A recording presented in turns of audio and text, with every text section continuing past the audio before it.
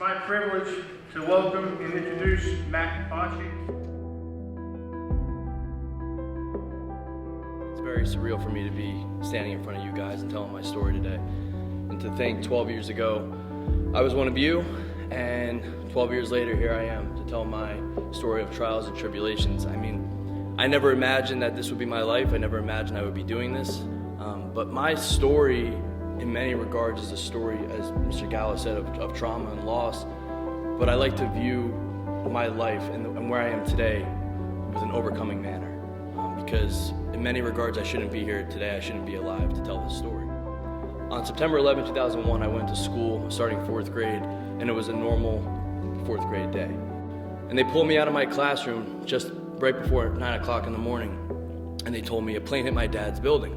And he called my mom right after the plane hit the building, 2 minutes after. So she picks up the call, and he says, "Michelle, do you have the TV on? We think a small plane hit the building." And she proceeds to say, "John, this better not be some sort of sick joke." And right as she says that, the line cuts out. And so when I came to the prep, I struggled at first in some of my classes. But what really was the biggest struggle of all was the fact that I was dealing with this demon inside of me. The fact that I couldn't get over my father's death, the fact that I couldn't grieve properly. And my mom started to catch on to the things that I was dealing with. She started to realize that this was something that was serious, but she didn't know to what extent exactly. And so she started to catch on a little bit more when I would ask her, "How did Dad die? Do you think he jumped? How did he sound?" You know, I would ask the same things incessantly over and over and over. I couldn't accept her answers, and that was the big part of my life in my earlier years, and especially adolescence, was acceptance. I couldn't accept that my father died. I couldn't accept that he died in the way he did. So I'm asking my mom, and I'm asking my Uncle Tony, my dad's brother, who spoke to him.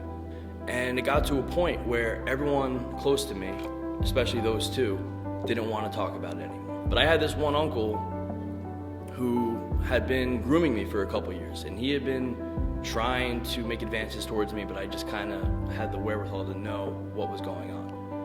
But once this insidiousness of my dad's death really gripped me, all bets were off. What that uncle was doing was preying on my vulnerability, and that's exactly what he did too. And he sexually abused me my freshman year at Seton Hall Prep. All these thoughts, all this grief and this shame compounded on one another, and I wanted to find a way out of myself. And I turned to drugs and alcohol. Everything is starting to unravel around me, but I'm not really acknowledging any of it. Finally, I call my uncle, who's a lawyer, and I tell him, "Listen, man, I got arrested the other night, and I need your help."